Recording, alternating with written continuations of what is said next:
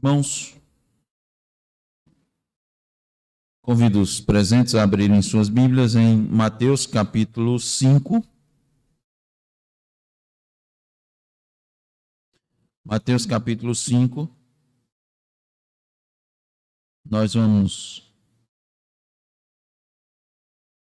ler do versículo 17 até o versículo 20.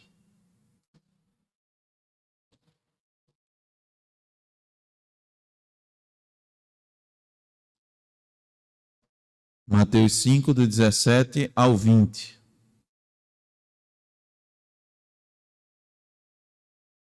Enquanto os irmãos abrem suas Bíblias, já vou dizendo o título do nosso sermão, que é A Honra Devida à Lei de Deus.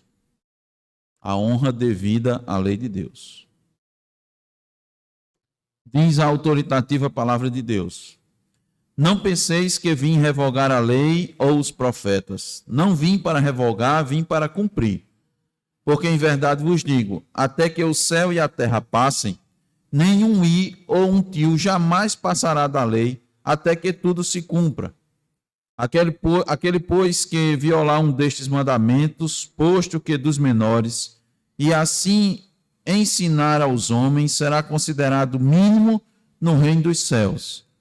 Aquele, porém, que os observar e ensinar, isso será considerado grande no reino dos céus. Porque vos digo que, se a vossa justiça não exceder em muito a dos escribas e fariseus, jamais entrarei no reino dos céus. Amém. Vamos orar.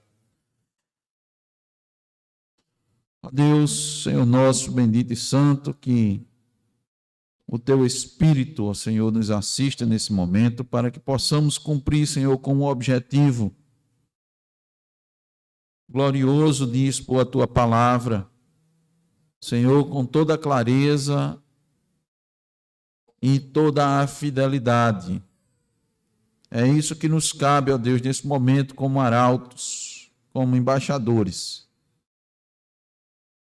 Dizer com toda segurança, com toda certeza, aquilo que a Tua palavra diz, sem aumentar, sem diminuir,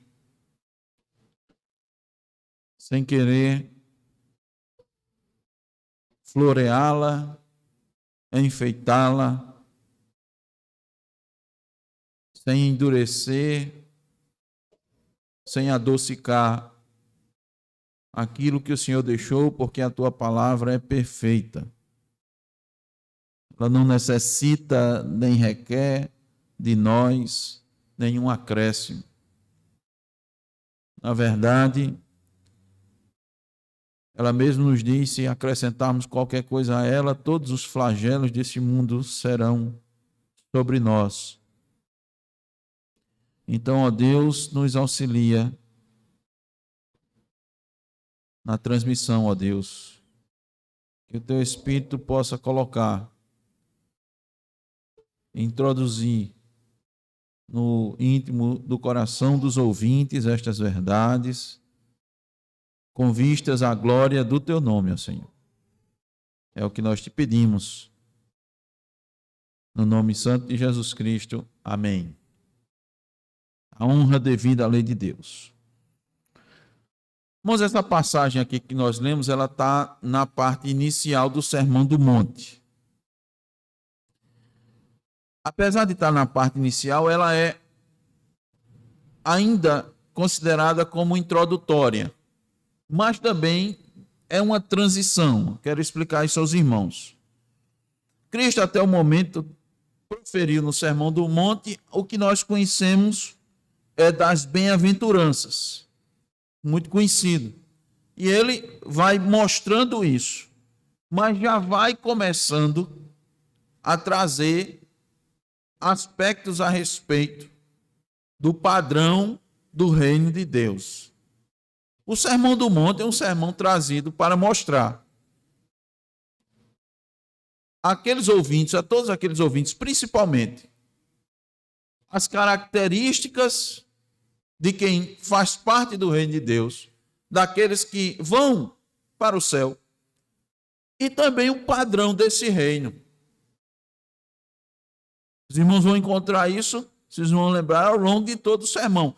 O sermão no livro de Mateus, ele começa no capítulo 5 e finaliza no capítulo 7. Então, nós estamos aqui, nesse texto, nas primeiras palavras. Então, Cristo começa a apresentar as características dos bem-aventurados, desses que estão vivendo aqui na terra, mas que são cidadãos celestiais. Começa falando de como eles deveriam atuar no mundo, de que eles são sal e luz nesse mundo. E logo depois, Cristo vai apresentar a interpretação correta da lei de Deus, mostrando que os religiosos mais considerados, mais célebres da atualidade, estavam muito distantes de atender às exigências da lei, apesar deles se esforçarem muito, e apesar deles serem o padrão, e apesar deles imporem outro padrão que não a Escritura para os cristãos daquela época, ou para aqueles que se diziam religiosos, tementes a Deus, tementes a Jeová. Só que como eles tinham um padrão diferente, eles acusavam Jesus. Eles acusavam Jesus de ir contra os ensinos da palavra que eles tinham até o momento, que era o Antigo Testamento, a Torá. Eles acusavam Jesus de ir contra os ensinos de Moisés e dos profetas. E Cristo, assim, mostrou a necessidade, principalmente aos seus discípulos, de cumprir a lei de Deus, dizendo a toda aquela multidão que ele veio cumprir a lei. E, irmãos, honrar é reverenciar, é respeitar, é obedecer. Honrar é amar, honrar é ter consideração. Cristo, irmãos, honrou a lei. Como foi que ele honrou essa lei? Cumprindo a lei. E como Cristo assim o fez, todo cristão deve também fazê-lo. Por isso que o título do sermão dessa noite é A Honra Devida à Lei de Deus. E eu quero mostrar para os irmãos 4 motivos pelos quais os cristãos devem honrar a lei de Deus. Fique bem atento, irmãos. 4 razões porque devemos honrar a lei de Deus. A primeira delas está bem clara, bem explícita no versículo 17. É porque o próprio Cristo cumpriu a lei. Por isso que nós devemos também cumprir, por isso que nós devemos honrar, por isso que nós devemos considerar, por isso que nós devemos meditar na lei de Deus. Os irmãos sabem, tem o Salmo 119, é um salmo dedicado à lei. 176 versículos que mostram razões, motivos para nós amarmos a lei, do salmista amar a lei, até a disciplina. É o motivo que o salmista diz que foi bom passar pela disciplina para poder aprender a lei de Deus. Então, porque Cristo cumpriu a lei, é o primeiro motivo que nós devemos cumprir também. Versículo 17. Não penseis que vim revogar a lei ou os profetas. Não vim para revogar, vim para cumprir. Por que Cristo disse isso, irmãos? Porque à medida que Cristo ia ensinando, à medida que Cristo ia falando, à medida que Cristo ia expondo as verdades da lei, os ensinamentos de Moisés, os ensinamentos dos profetas, à medida que Cristo ia se aprofundando, mostrando a vontade de Deus para aquelas pessoas, aqueles que ouviam, especialmente os escribas e fariseus, como eles não tinham o espírito, como eles não estavam com a inclinação correta a respeito da palavra de Deus, eles começavam a achar estranho os ensinamentos de Cristo Jesus. Eles primeiro começavam a contestar Jesus. Quem é Jesus? Como lemos em João 1, né? É vindo de Nazaré. Pode vir alguma coisa boa, além de ser de Nazaré, o filho de um carpinteiro. A desconfiança, irmãos, era total. Só que Cristo, quando falava, ele falava com autoridade, ele falava com segurança, ele falava com firmeza. E aquelas pessoas, elas viam tudo isso e, evidentemente, faziam uma comparação com os ensinos dos escribas e fariseus e viam que o padrão de Cristo era diferente. Por quê? Porque naquela época, o modelo religioso se encontrava em duas classes sociais. Nos escribas, como a palavra diz, escriba é o que escrevia. Eles copiavam a lei, interpretavam a lei. Eles eram versados na lei, eram chamados de doutores da lei. Essa era uma classe, que era o modelo, a referência, o padrão. A outra eram os fariseus. Era um grupo religioso que seguia rigorosamente as leis de Moisés e os costumes que eles mesmos determinaram. E eles eram muito rigorosos. Paulo disse: eu sou fariseu. Na lei sou irrepreensível. Irrepreensível para quê? Para o padrão daquela época. Mas quando ele se deparou com Cristo, com a verdade do Evangelho, ele disse: eu sou completamente repreensível. Então, existiam esses dois padrões, preste bem atenção. Os escribas e os fariseus eram os padrões religiosos. Então, quando as pessoas ouviam Cristo e ouviam os escribas e fariseus, parecia que Cristo estava trazendo uma nova doutrina, que não era aquilo que havia sido deixado por Moisés e os profetas. Aí eu abro um rápido parênteses. Não é muito diferente dos nossos dias, né, irmãos? Quando a gente prega as doutrinas da graça, né? As pessoas pensam que é outro evangelho. A pessoa pensa que você está pregando uma heresia. Diz, não, está aqui na Bíblia. Era a mesma coisa quando Jesus veja, irmão, não muda nada. Era a mesma coisa quando Jesus, naquela época, explicava. Ele dizia: mas eu não vi isso daquele pastor, eu não vi isso daquela igreja. Naquela igreja não prega assim, naquela igreja. De onde vem isso? Era a mesma coisa, fecha parênteses. Ele dizia: de onde vem esse ensinamento de Cristo? Cristo, conhecendo o coração deles, eles arrazoavam entre si. Ele dizia: esse aí veio e está quebrando a lei. Aí Jesus disse: não penseis que vim revogar a lei ou os profetas. Não penseis. Os escribas e fariseus procuravam qualquer motivo para desqualificar Jesus. E eles usavam, os irmãos sabem que ele usava a lei de Moisés para isso. É interessante, né, irmãos? Veja que coisa interessante. Também um paralelo. Olha, um dos mandamentos nos dias de hoje que mais as pessoas se espantam é quando a gente fala do dia do Senhor, né? Eu pergunto, que mandamento os escribas e fariseus mais acusaram Jesus de quebrar? O dia do Senhor. Nada é coincidência. Só tem um inverso, né? Nos dias de hoje a gente prega para guardar o dia do Senhor e as pessoas quebram. E eles acusavam Jesus de quebrar e Jesus disse: não, eu estou cumprindo, é que vocês não estão entendendo. Então eles diziam: esse ensinamento é contrário a Moisés. E Cristo dizia: não é contrário a Moisés. E disse: não pensem que eu vim revogar a lei. Cristo amava a lei, Cristo honrava a lei.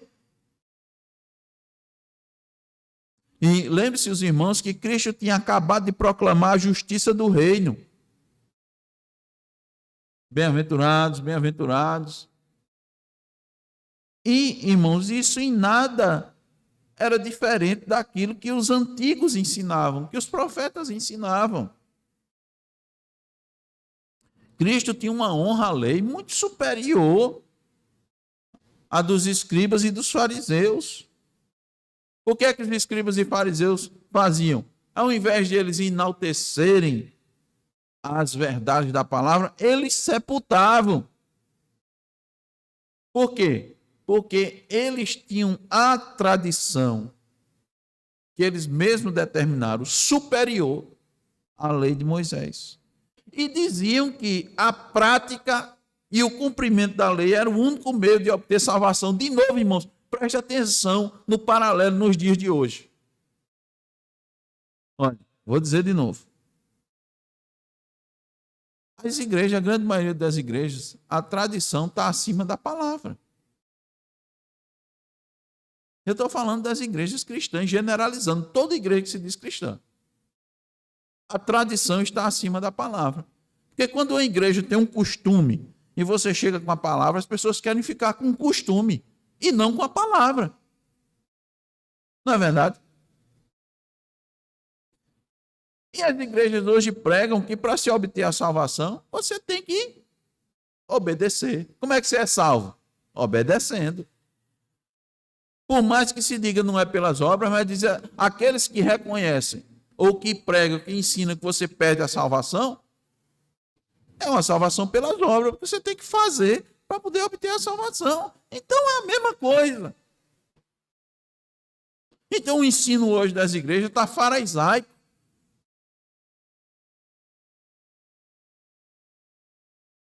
Olha, se você observar o versículo anterior de Mateus 5 que nós lemos do 17 em diante. Veja o 16. Diz assim: assim brilhe também a vossa luz diante dos homens, para que vejam as vossas boas obras e glorifiquem a vosso Pai que está nos céus. Deus exige boas obras, mas daqueles que foram bem-aventurados. E essas boas obras são fruto de gratidão pela salvação que eles ganharam. Pela pobreza espiritual, eles reconheceram que eram pobres, que esses bem-aventurados pobres. Eles reconheceram que eram pobres, mas não eram pobres financeiramente, e sim pobres espiritualmente. Eles disseram: eu sou pobre e necessitado, eu necessito, eu preciso de Deus, eu preciso de Cristo. Eles fazem como Bartimeu. Jesus, filho de Davi, tem compaixão, tem misericórdia de mim. Então essas pessoas que realizam essas boas obras, elas não fazem isso para serem salvos, mas é fruto da gratidão pela salvação que eles receberam. Porque eles amam a lei de Deus. Então eles fazem isso. Então, irmãos, Cristo veio para cumprir a lei, nós devemos fazer isso também. Quando ele diz assim, vim para cumprir, é porque o cumprimento de toda a lei está em Cristo Jesus. Cristo é o profeta, o sacerdote e o rei perfeito. Ele veio para cumprir para que aqueles que o seguem, sua justiça lhes seja imputada. E ele disse: eu vim cumprir toda a lei, para que aqueles pelos quais eu vou morrer, eles sejam justificados. Então Cristo veio cumprir. E todos aqueles que são seus seguidores devem cumprir também a lei. E ele cumpriu a lei em todas as suas vertentes: lei moral, lei civil, lei cerimonial. Seus pais iam todos os anos à festa da Páscoa. Nós temos lá em Lucas 2, do 42 ao 52, que ele subia ao templo também. Aos 12 anos ele estava discutindo com os doutores. Ele cumpriu a lei cerimonial. Ele foi lá, ele era Deus, mas cumpriu a lei. Ele cumpriu também o quinto mandamento. Ele honrou seu pai e sua mãe. Ele deu uma resposta, né? Ele ficou com os doutores e José e Maria desceram com a caravana quando procuraram saber cadê Jesus. Aí ele disse: por que vocês me procuram? Vocês não sabiam que me cumprir está na casa de meu pai? Ele deu essa resposta, irmão, mas mesmo assim ele foi sujeito a eles. A mesma passagem diz: e desceu com eles para Nazaré e era-lhes submisso. Jesus era obediente, Jesus era perfeito e obedeceu a seus pais que eram imperfeitos. Jesus cumpria toda a lei, irmãos. cumpria a lei moral. Ele obedecia e enaltecia a lei moral. Para isso, basta observarmos os ensinamentos que ele dá na continuação do capítulo 5. No versículo 21, ele fala sobre não matarás. No 27, não adulterarás. No 33, não dirás falso testemunho. Do 38 ao 48, ele recomenda, exorta que se cumpra a segunda tábua. Ele, inclusive, se submeteu ao batismo. João ficou surpreso e perplexo. João se opôs a Jesus, dizendo: eu careço de ser batizado por ti, e vens tu a mim. Ele disse: deixa por agora, porque assim nos convém cumprir toda a justiça, toda a lei. Está lá em Mateus 3, do 13 ao 15. Cristo ordenou o pagamento dos impostos, obedeceu às autoridades ímpias, mesmo na sua injusta prisão, se submeteu à lei civil. Ele disse: dai a César o que é de César e a Deus o que é de Deus, pague imposto. Os judeus diziam: isso é injusto, isso é uma exploração, esse imposto. Dê a César o que é de César. Irmãos, Cristo se submeteu a todas as exigências da lei. Ele, sendo perfeito, se submeteu à lei, honrou a lei. Então, nós devemos fazer da mesma forma. Infelizmente, muitas igrejas têm negligenciado a pregação da lei de Deus. E o resultado disso é a retirada das barreiras contra o pecado. Nós precisamos da lei hoje, tanto quanto Israel precisou dela no passado. Eu digo isso com toda certeza. Toda certeza. Ninguém era salvo. Ninguém foi salvo no tempo do antigo Israel porque cumpria a lei. Engana-se. Todos foram salvos pela graça. Mas quem era salvo amava a lei de Deus. Cumpria a lei de Deus. Quando ela estava em vigor, a lei cerimonial, o salvo cumpria. Ele, vivendo em Israel, na antiga aliança, ele cumpria a lei civil. Muito mais, ele amava a lei moral, resumida nos 10 mandamentos. A lei nos diz diariamente: não adulterarás, não sonegarás o imposto do governo, não sonegarás o tesouro sagrado, não andarás com mentira na tua boca, não cobiçarás, ficarás satisfeito com aquilo que Deus te deu, respeitarás as autoridades, honrarás o dia do Senhor, se deleitando nele, que foi o dia em que Cristo ressurgiu dos mortos. Você não usa esse dia como um dia comum, um dia normal. Não tome o nome do seu Deus em vão. Esteja atento para que você não se torne uma geração de crente idólatra, pois nosso coração é uma fábrica de ídolos. Tudo isso a lei de Deus nos exorta.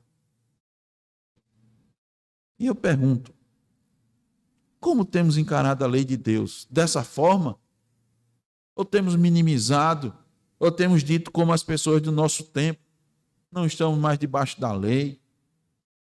A Bíblia diz isso, meu irmão. Você não está mais debaixo da lei, você não tem que cumprir a lei.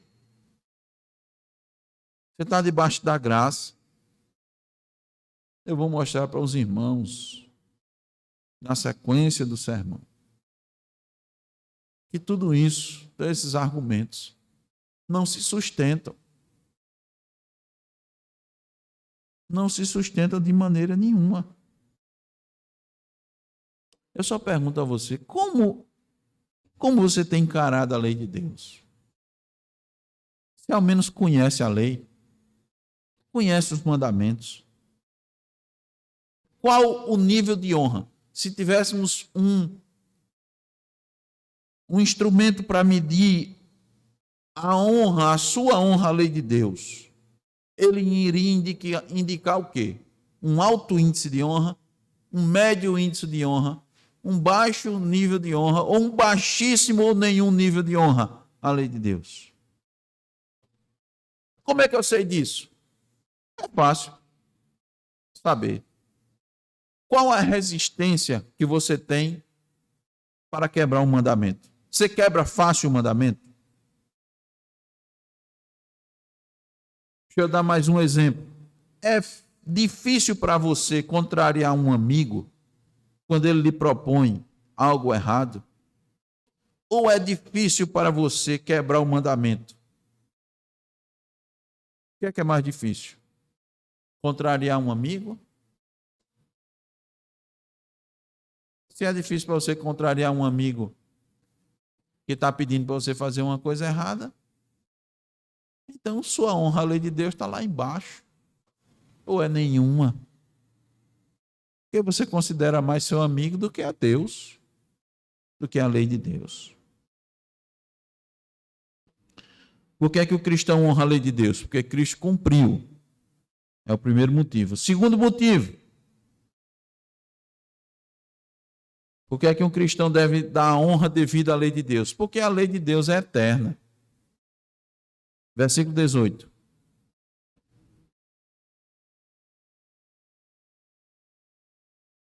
Porque em verdade vos digo, até que o céu e a terra passem, nenhum i ou um tio jamais passará da lei, até que tudo se cumpra.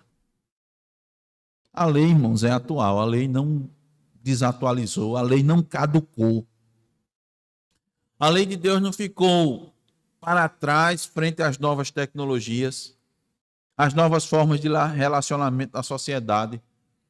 A lei de Deus não ficou desatualizada por conta do avanço dos direitos humanos. Ela não ficou velha por causa das inúmeras formas de relacionamento entre as pessoas.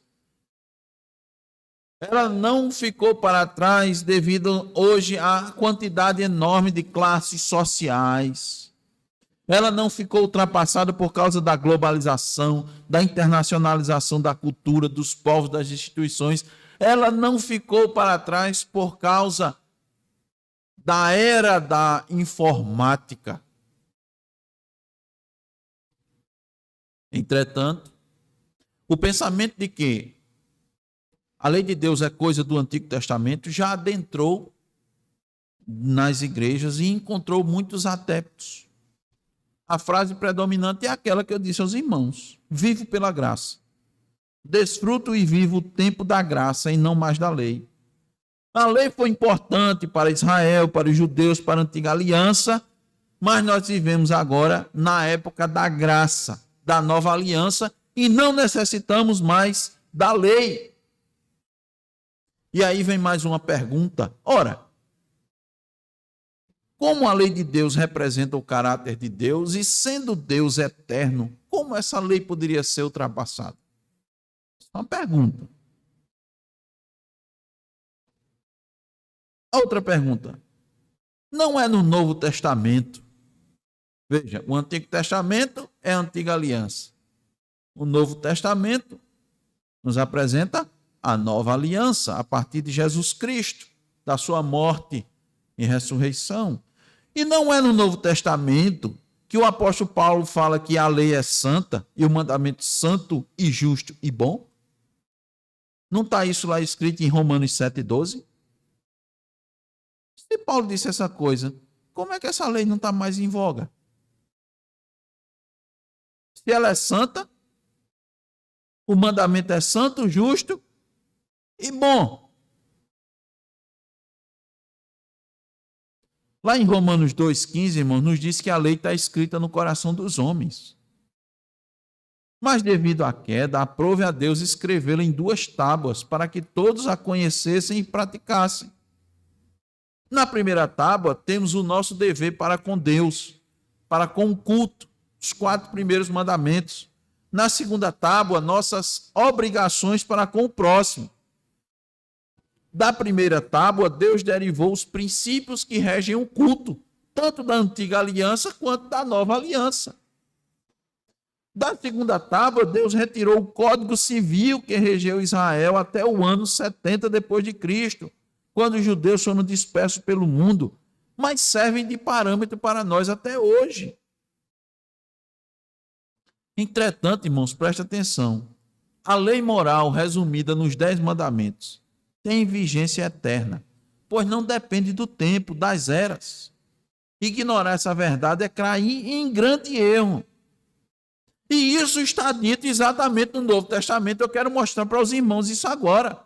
Lá em Romanos 7:1, Paulo diz assim: não sabeis vós, irmãos, pois fala aos que sabem a lei, que a lei tem domínio sobre o homem por todo o tempo que vive. A lei tem domínio sobre o homem. Quando o próprio apóstolo diz que somos justificados pela fé, ele não deixa de lado a vigência da lei na vida dos justificados, porque ele argumenta da seguinte maneira: anulamos, pois, a lei pela fé? De maneira nenhuma. Antes estabelecemos a lei. Romanos 3:31. Então, irmãos, nós já temos aí no Novo Testamento vários versículos, só que não param por aí, sobre a vigência da lei, que a lei de Deus é eterna. Evidentemente que a lei cerimonial já se cumpriu em Cristo. A lei civil servia para o povo de Israel, mas a lei moral, irmãos, os 10 mandamentos, eles já estão em vigência. E não nos esqueçamos da função tríplice da lei. Então a lei tem 3 funções. Primeiro, refletir como um espelho o caráter de Deus santo e justo e o quanto nós estamos distantes dele. Quando você olha para a lei de Deus, ela lhe serve como um espelho. Porque aqui está a perfeição de Deus e no espelho é refletido a sua imagem. Então, quando você vai se comparar, você tem que se comparar com a lei de Deus, que é perfeita. Essa é a primeira função. A segunda é refrear o mal. A lei refreia o mal.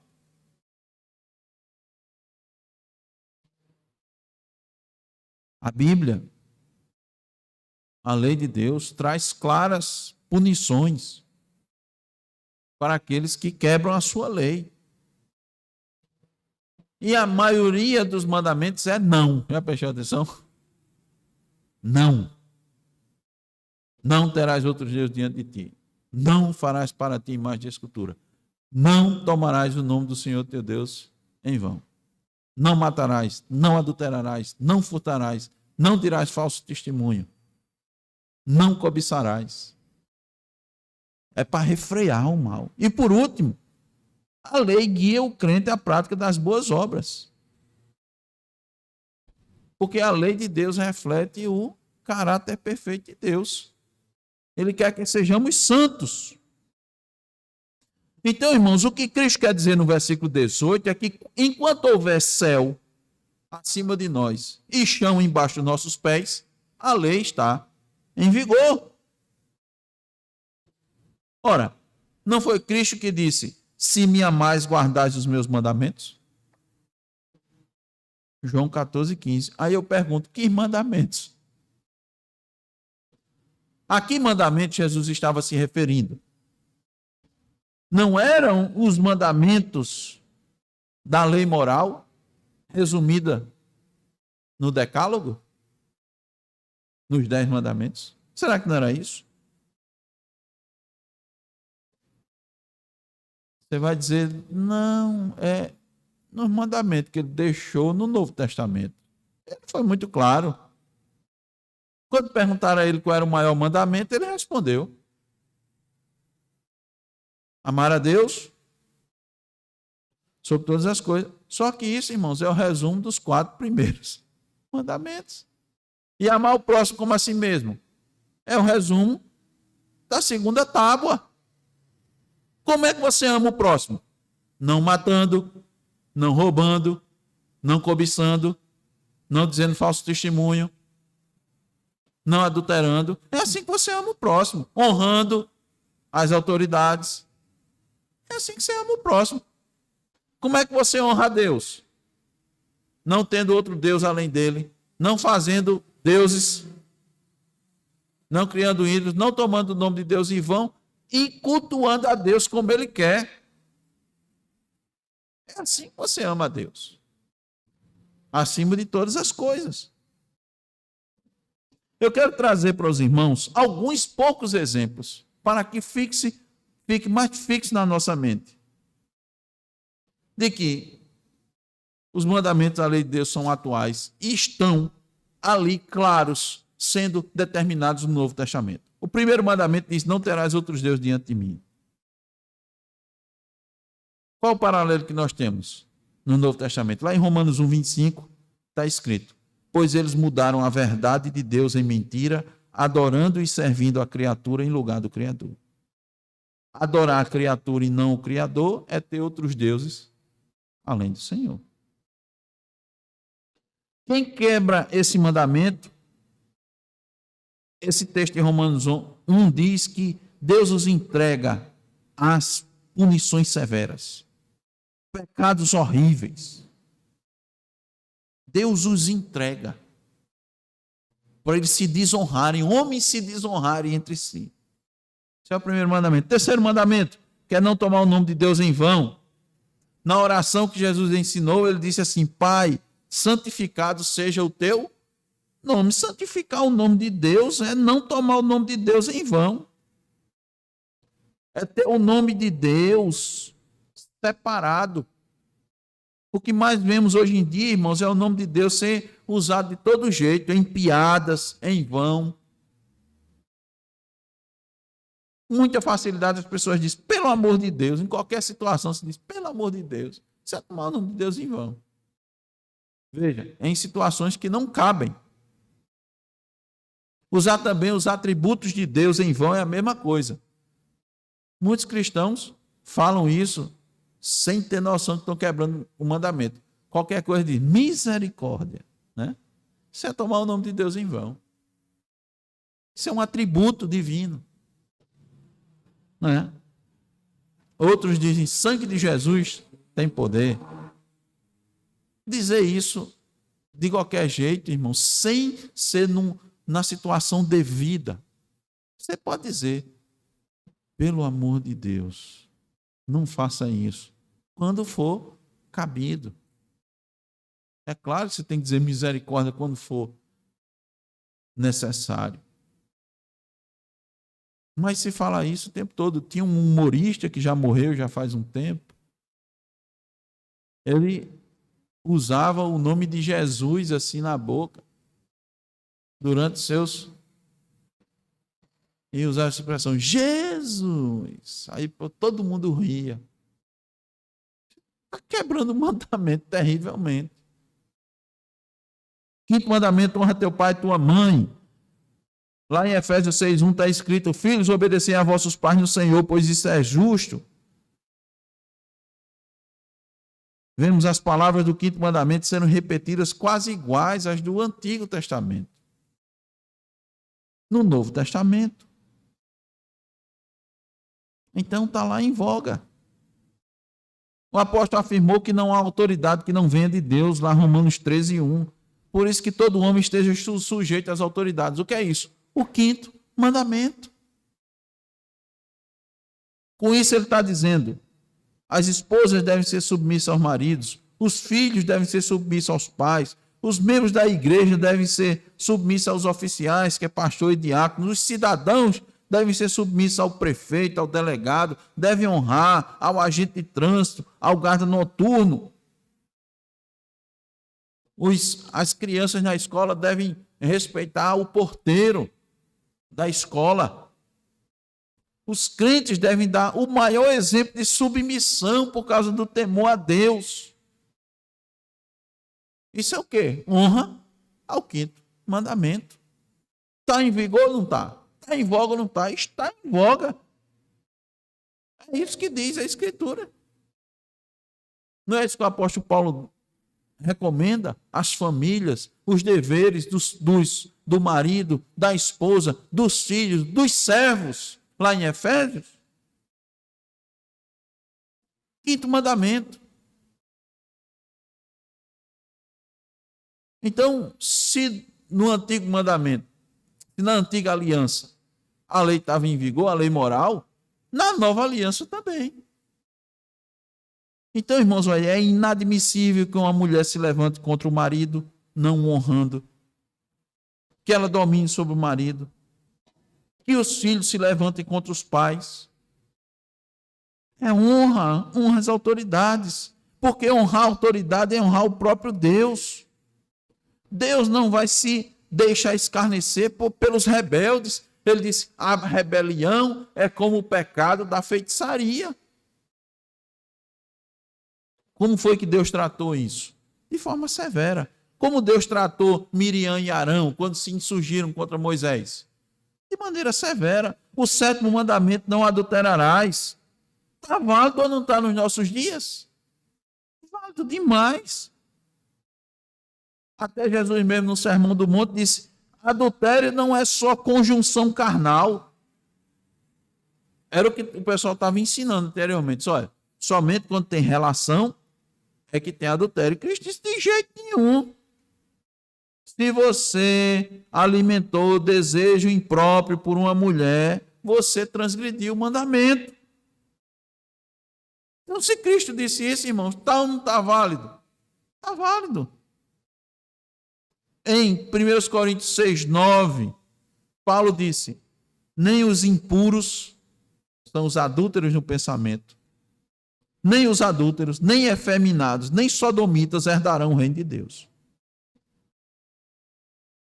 Então, se o pecado do adultério é punido, é porque o 7º mandamento da lei de Deus está em vigor.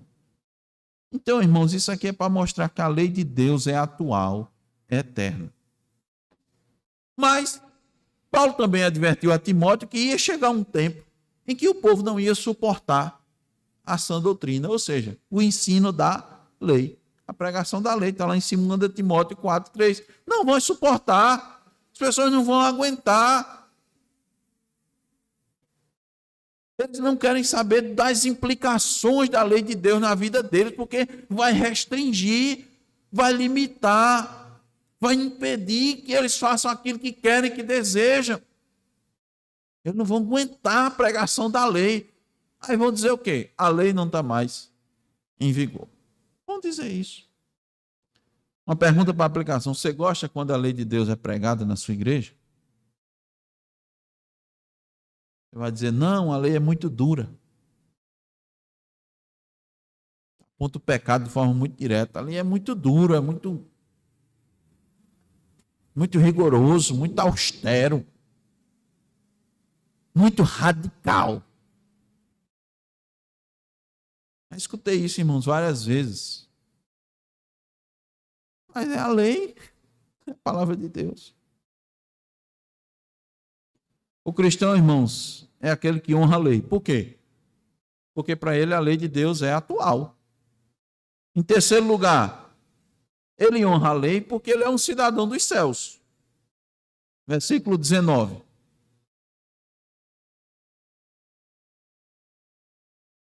Aquele, pois, que violar um destes mandamentos, posto que dos menores, e assim ensinar os homens, será considerado mínimo no reino dos céus.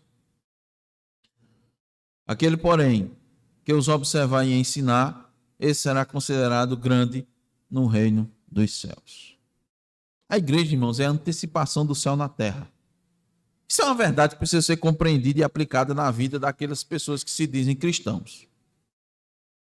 Por isso nós costumamos dizer que aquele que não tem prazer de Deus, quem não tem prazer em Deus, na lei de Deus, em cumprir seus mandamentos, enquanto está vivendo na terra, mesmo que pudesse experimentar um pouco o céu, ele não ia gostar.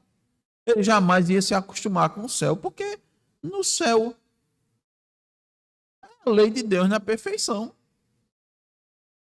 Um famoso escritor brasileiro, ao ser perguntado se quando morresse desejaria ir para o céu, ele disse assim, certamente, passaria toda a semana no céu e no final de semana iria para o inferno. Porque ele não aguenta. Não aguenta ficar o tempo todo no céu.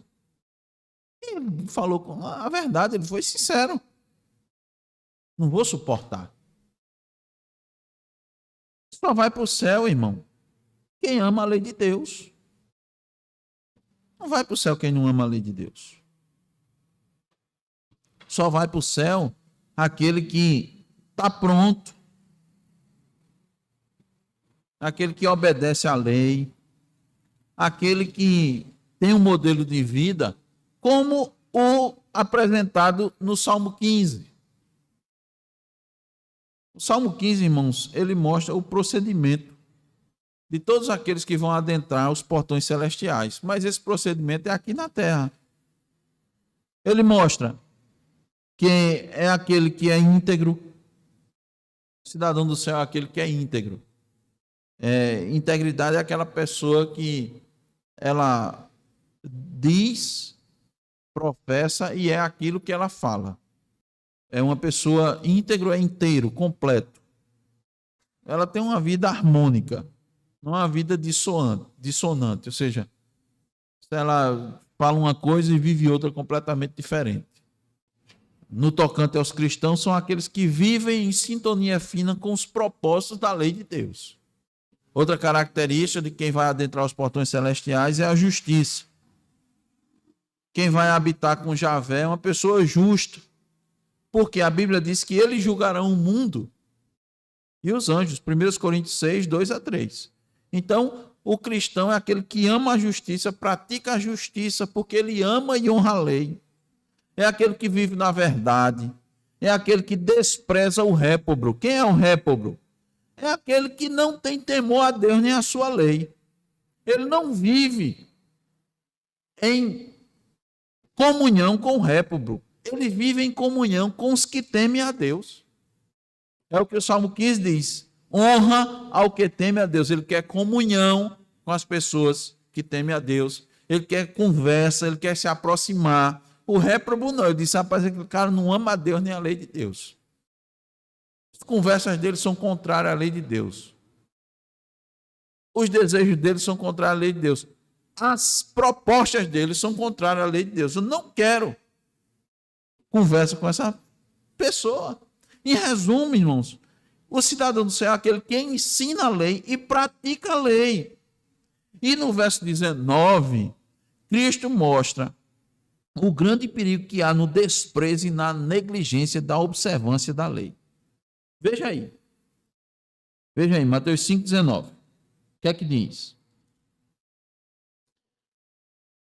Diz assim: aquele, pois, que violar um destes mandamentos, pois que dos menores, e assim ensinar os homens, será considerado o mínimo do reino dos céus. O que é isso? O que é ser considerado o mínimo do reino dos céus? Não pense que é ser considerado uma pessoa assim, comparando aqui na igreja. É um crente sem cargo na igreja. É um simples crente. É uma pessoa que ocupa os últimos bancos. Ele canta a hora, lê a Bíblia, ouve a mensagem, cumprimenta os irmãos, está aqui e vai embora. Sem muita expressividade, sem assim. Esse é o mínimo. Não é isso, não. O mínimo no reino dos céus não significa. Se a pessoa olhar assim de forma superficial, olhar o mínimo é porque não tem assim tanta relevância. Né? Não é uma pessoa que tem cargos, não é nenhum oficial na igreja, não tem nenhuma responsabilidade. Não é isso, não. O mínimo é aquele que não vai adentrar no céu. Ele não ama a lei. Ele não ama. Quem não ama a lei não vai para o céu.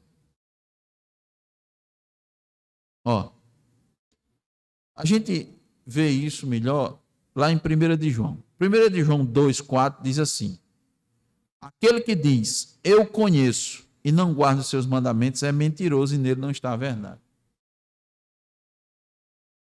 Quem não ama a lei, quem não ama os mandamentos, quem não guarda os mandamentos, nele não está a verdade, é mentiroso. Quem é o pai da mentira? Satanás. Em 1 de João 3, do 9 ao 10, diz assim: qualquer que é nascido de Deus não comete pecado, porque a sua semente permanece nele e não pode pecar, porque é nascido de Deus. Nisto são manifestos os filhos de Deus e os filhos do diabo. Qualquer que não pratica a justiça e não ama seu irmão, não é de Deus. Pratica a justiça. Ama a lei. A lei não manda amar o seu irmão. Quem não ama o seu irmão, não é de Deus. Esse é o mínimo. É quem está transgredindo a lei de Deus. Atente bem que é isso que quer dizer. Ó. Aquele, pois, que violar um destes mandamentos, posto que dos menores, e assim ensinar os homens será considerado mínimo. Ele não só não pratica, como ele ensina errado. Então Cristo disse isso.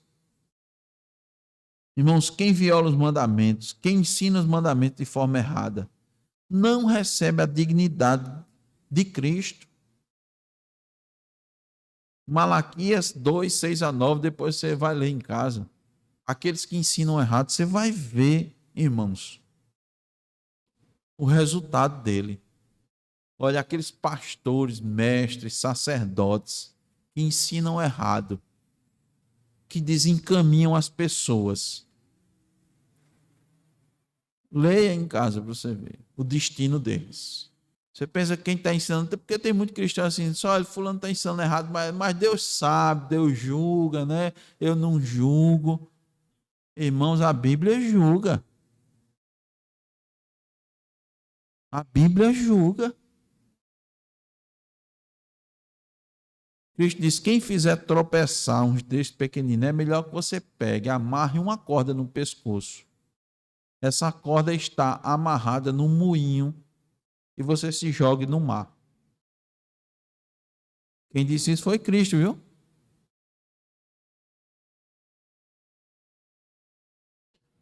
Porque quem atenua, quem incentiva o pecado, olha, quem desaprova e despreza a lei, o rigor da lei, não vão ser contabilizados no reino. Está amenizando o pecado, está incentivando o pecado, seja quem for, não importa. Quem desconsidera mesmo o menor mandamento e ensina outros a quebrar os mandamentos, será o menor do reino dos céus. E quem pratica será chamado de grande no reino de Deus. Eu quero finalizar mostrando o quarto motivo, porque o cristão honra a lei de Deus. Porque a nossa justiça é Cristo, que cumpriu a lei. Versículo 20.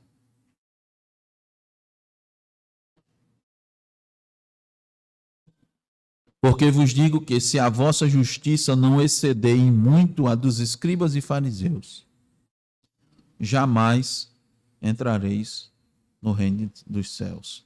Essa é uma passagem interessante, porque nós já dissemos aos irmãos que os fariseus eram muito exigentes, né?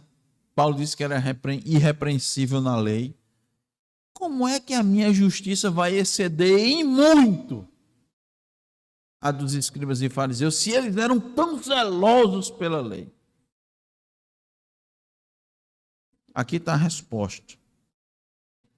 É porque, irmãos, a justiça requerida é nada mais, nada menos que a completa conformidade com a santa lei de Deus.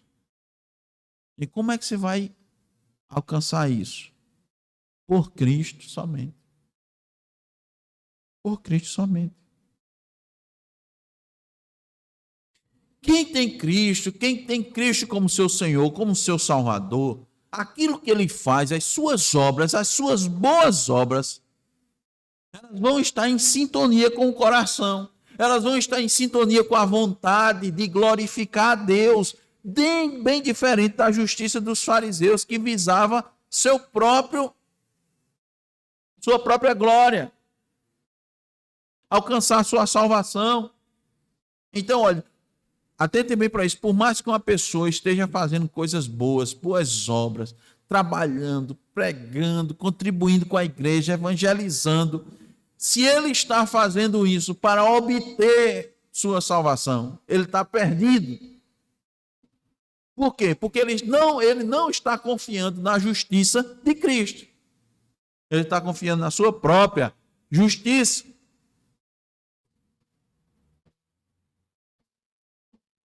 Aquela justiça dos escribas e dos fariseus, externamente, era louvada por todos. Era reconhecida como padrão.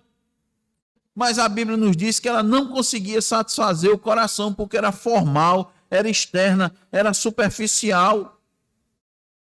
Por isso que eles foram chamados por Cristo de sepulcros caiados. Porque por fora era bonito, mas internamente não satisfazia o coração, era feio. Em Lucas 16:15, Cristo denunciou isso, disse: vós sois aqueles que vos justificais diante dos homens, porém Deus conhece os vossos corações. Diante das pessoas era justificado, por isso que a gente tem que temer muito, irmãos, a hipocrisia, tem que lutar contra isso. Porque nós podemos estar sendo aprovados pelas pessoas, pelos nossos irmãos, fazendo a coisa que um irmão ou outro gosta, agrada, para a gente ser aceito. Mas Deus vê o coração, viu? Deus vê o coração.